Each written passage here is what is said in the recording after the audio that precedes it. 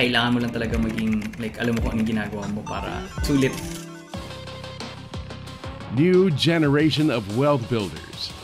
Hello and good morning. It is April 3, 11:57 a.m. and in this video we're going to be doing an update on Sol Casino, and I'm going to give you a glimpse as well kung ano yung routine ko and the recent changes, kung ano yung plano ko with it.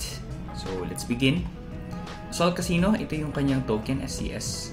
At the moment, ang laki na ng inakyat niya. And the reason for that is being nagkaroon na ng raise from 90 SCS per bear if you wanna stake and make full emissions. So basically, one bear is gonna give you 1,644, which is around 38 USD per day. Safe to say around 30 para round down natin lagi yan. Para in case, let's say, bumagsak, hindi kayo masyadong magka-count dun sa ano. Kasi the other day, I think it was around 40, 45. Now it's down to 38. So it's better to always keep your expectations low. So I currently have in my care 64 bears. So basically, that's 164.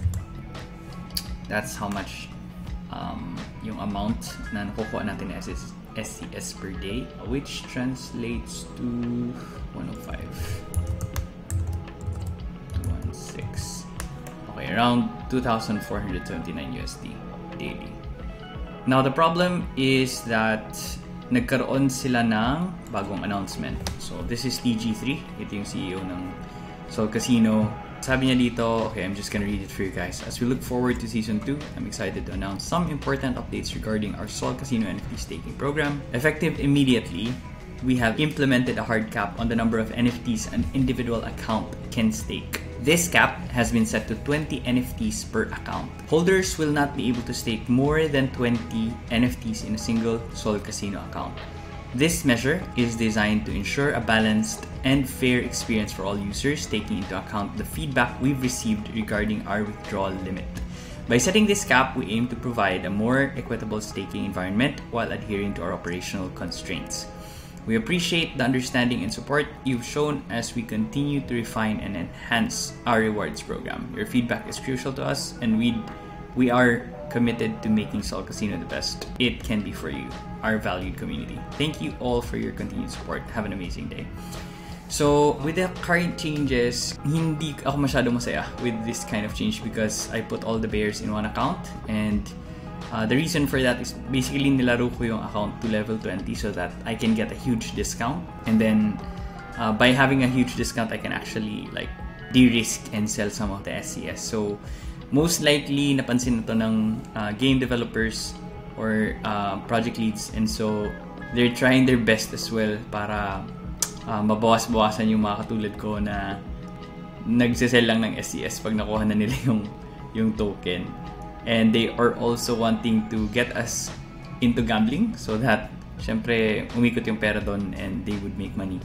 My goal here is to make as much money as possible with low risk. ROI na tayo dito, sobrang tagal na nating ROI, and basically money printer na lang to.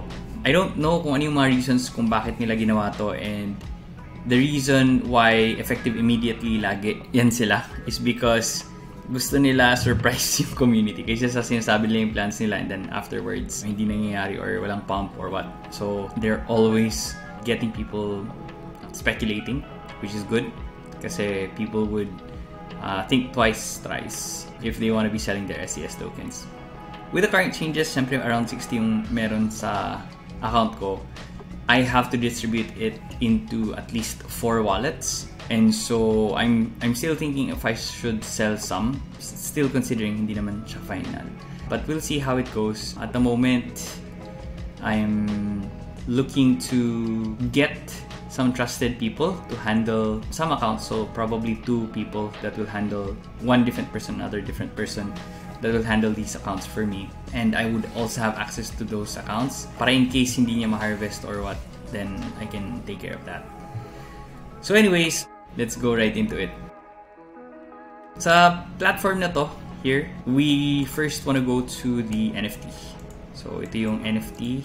All my NFTs are already staked, so I want to go here to staked. And then makikita ko dito halos lahat ng mga yung mga NFTs na snake ko. So This one is gonna be unlocked tomorrow pa naman. And I have enough SCS tokens over here to be able to cover if ever I want to restake it. But the problem is, if I restake this, ito na siguro magkakaroon na ng error. Because level 20 ako with this account, that means I have a 10% discount. So instead na 120, which is the current SCS requirement, 108 na lang yung kailangan ko. So I'm just gonna do this and then confirm. But I think more than 20. So ayan, exceed NFT staking max limit. Yan yung lalabas dyan. So what I can do is just unstake everything. Ayan, so just click unstake. One of the things that you have to understand is that teka, pwede naman palang restake to kasi automatically unstake na yun eh. Yan. Para hindi nakakapagod. Anyways. So, unstake ko muna tong lahat and then afterwards, pakita ko sa inyo kung anong plano kong gawin, how I would be bypassing some of the stuff here. Actually, not bypass kasi talaga, they caught us off guard. So, unfortunately, I have to transfer most of these NFTs, withdraw them, and after withdrawing them, put the SCS into the new account, play the casino, and also stake the bears to that new account. Now, one of the things that we have learned is that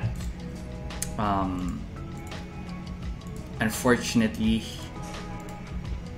nasa terms of service nila na bawal kayong gumamit ng multiple accounts, baka maban. So, hindi pa naman ako nababan. Ayoko din naman maban. But the plan that I have is to have a VPN. And then, yun yung mapupunta dun sa isang account ko. But I'm not gonna take my chances. That's why I'm gonna get other people as well to do this for me. Bibigyan ko na lang sila ng konting hati with the profits so that parang nagpa-passive na lang ako, di ba? So ito, I'm just gonna withdraw everything first. Ayan, select natin itong mga i-withdraw natin na NFTs.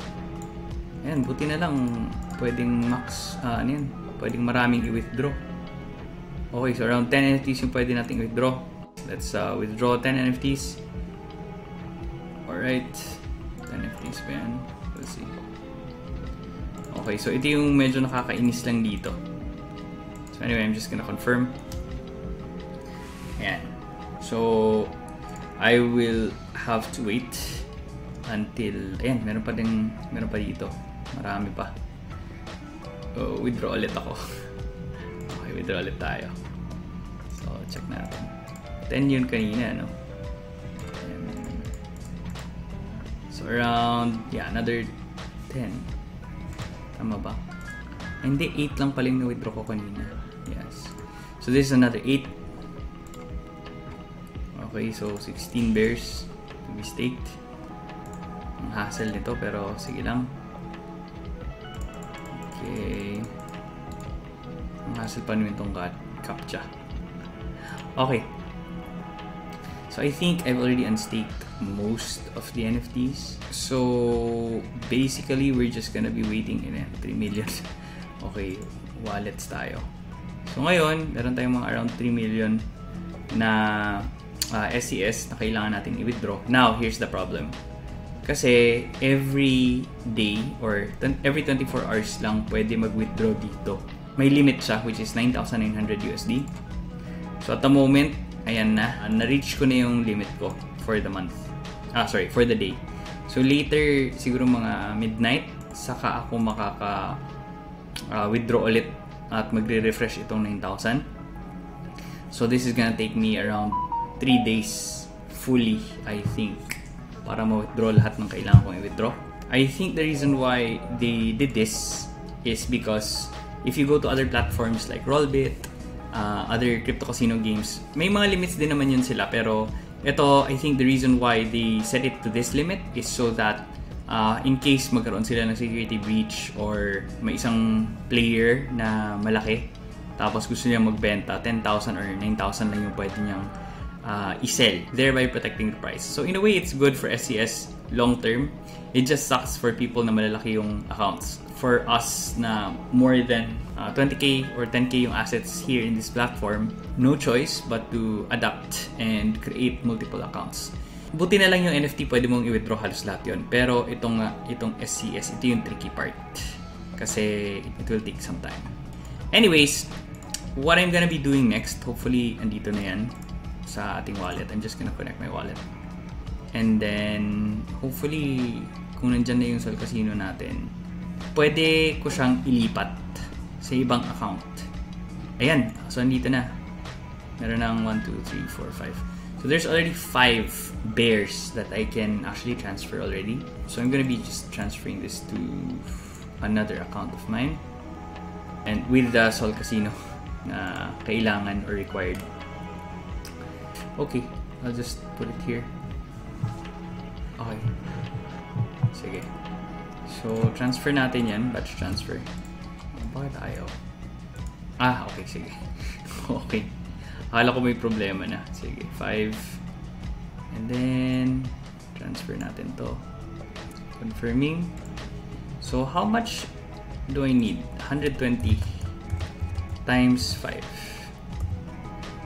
Tama? Yeah. That's 600k.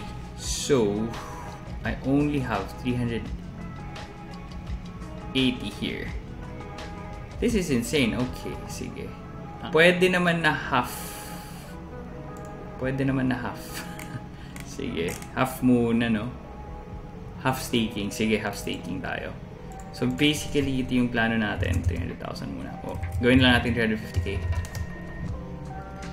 So, later ko na lang to i-tally and i-note. So, all NFTs successfully sent. Okay, just transferring. Tapos papakita ko sa inyo guys kung ano yung strategy ko. Again, pagka multiple accounts yung ginamit nyo, pwede kayo maban. So, meron tayong way or strategy para maiwasan natin yon, yung banning. So, right now, I'm just sending in. So, sent na siya. And then, nasend na natin yung 5 bears. So, punta tayo dun sa sa account. So, it's here. And then, since we're here na, ang gagawin natin is we will connect into a VPN. So, this is ExpressVPN. This is a paid product. Hindi kasi ako fan ng mga free. Gusto ko yung sigurado. So anyway, here I'm going to connect. Hopefully, tapos naka-VPN na tayo. And ayan. So dito nga tayo naglagay. Now, what we need to do is to deposit yung SCS natin. So click deposit SCS, lagay natin yan, and then ayan, connect natin yung Web3 wallet natin. Alright, and then 350 deposit. In the next few days, I'm going to try to deposit more here. Syempre yung ibang NFTs natin, gusto natin dito nakalagay. You can also deposit if you want. Ayan, so nandito yung 350k, walang bawas yan. Pero pag nag-withdraw ka, may konting bawas, gas. Ayan, so de-deposit din natin yung mga NFTs natin. So, teka, bakit isa lang pwede? Isa lang? Why? Okay, sige. So, iisa-isahin natin dito pag-deposit. In the next days, I will have to slowly transfer itong mga assets na to, SCS at saka itong bears. So, yung SCS, yun madali lang yun eh. Kung magde-deposit ka sa platform, kahit gaano kalaki, I think kayang-kaya mong mag-deposit. Pero sa withdrawal talaga, dun lang talaga nagkakatalo kasi 10k lang talaga siya. Unfortunately. Ayan, so 2 bears na yung natin, na stake. Let's take the 3rd bear. So I think while waiting, actually may isa pang pwedeng gawin eh. Para mas mabilis. Ayan. Nilagay ko na. Or ginagawa ko na. So while, yan not confirmed, di natin alam kung na-deposit siya or hindi. But anyways, subukan natin with another one. Ayan. So ganyan lang guys. Tapos confirm natin. Here we can see naman na andito na siya while the other tab is depositing.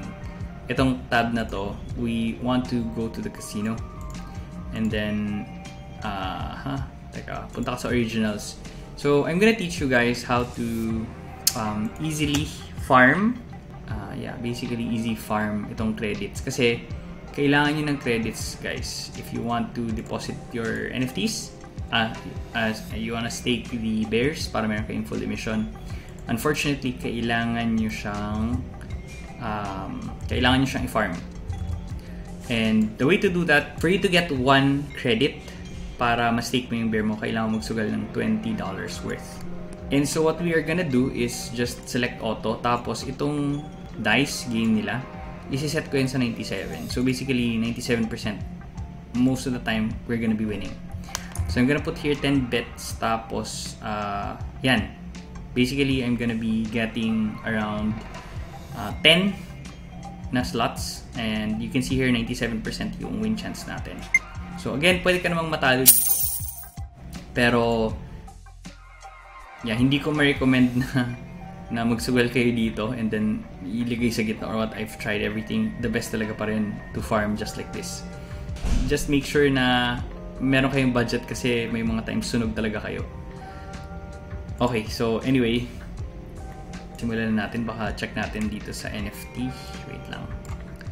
Okay, let's see if pwede na tayong mag-stake. Okay, so andito na yung 5 nating bears. Now we go and select stake. So you can see dito, meron 0 credit.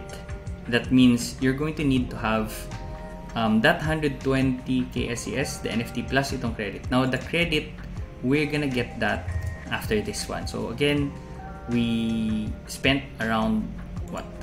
Ayan, $200. Kumita tayo ng $2. Oh, diba? Solid. And then probably i-refresh lang natin to. And then we'll see kung pwede na natin i-stake yung bears natin. So basically, ayun guys, that's one way to grind levels. Ayan. And then every time you bet here, another thing that is good is if you bet here, meron kayong rate back. So punta kayo sa earn, punta kayo sa bet to earn. If you use SCS, you'll be able to get a rate back. So maliit lang siya, pero kung malaki talaga yung sinusugal nyo or nilalaro nyo, then malaki din yung pwedeng maging bonus nyo. But make sure you claim it within 24 hours. Like after, the next day, claim nyo kaagad siya. Otherwise, it's gonna be returned to the treasury or it's gonna be burnt. So, hindi ko lang alam. Anyway, stake, wala pa. And then, ayan, makita nyo may rake back din dito. So, yan. Just make sure na claim kayo. And every time pala na nag-unstake kayo, whenever you stake and unstake, or let's say from a staking position, okay, from staking, tapos you're gonna be earning the rewards, yung emissions ng each bear. 50% nito mapupunta insta-claim, and then 50% nun is vested over 24 hours, I think. Or is it like 3 days? So basically, dapat every 8 hours or every 12 hours, you hit this claim button. Kasi if hindi mo siya claim, then ayun, parang nawalan ka ng pera. Kasi hindi mo siya claim, sayang. Ayan. So credits, andyan na, 10. You can see. And then next reset is 5 days. 7 days to dati. Okay, pinalitan nila. Okay, so many surprises. Probably instead of this, ang pwede kong gawin is ito na lang. Para mas marami akong ma-stake, di ba? So I'm gonna be staking. Okay, here. Half stake na lang tayo. For now. Tapos full staking soon. I'm just earning $15 or $20 somewhere down those numbers. So ganyan. I think ayun na guys. Basta ang importante is whenever you grind for levels, kung ano yung gusto mong gawin, depende sa objective mo. Like whether you're here to invest into this project, kasi tingin ko it's gonna do well pa rin naman sa bull market. Yun lang, kailangan mo lang talaga maging like alam mo kung anong ginagawa mo para maging sulit basically. Anyways, I'm still bullish on the project even with the current changes. Mightily bullish kasi you're basically limiting the players na hindi sila gaano makapag-sell down. The team, what they've been doing, pretty cool. So far, sobrang ganda ng naging dating ng natin ng token. I mean, it's really just going up. At the moment, trending yan. Wala pa naman tayong mga major hacks na nakikita. And as far as this is concerned, this project, it's making a lot of money as well from a lot of the degen gamblers in the space. And so, if you're a gambler, good for you. Just get a bear, stake it, link it to your wallet so that meron kayong rake back. Maraming utilities yan. If you're an investor like me that just invests in the house, then I suggest do the things na pinakita ko sa inyo. Like for example, yung grinding for levels, use yung game, yung dice game, just put it into 97% win rate, tapos ilagay nyo lang yung 20. Pwede naman na, let's say you go for 100, but medyo madugo lang yun kasi may mga times talaga you'll lose money, even with that 97% win rate. Hopefully, this is gonna do at least 5x more this bull run, hoping that it would do so. But you know, anything can happen in crypto, especially pagka nangyari na yung bull run. I mean yung full on na bull market. Right now kasi nasa 3rd level pa naman tayo. But anyways, ayun, I'm just rambling here. Good luck and see you on the next walkthrough. Don't forget to subscribe to the channel, and yeah, good luck. That's it.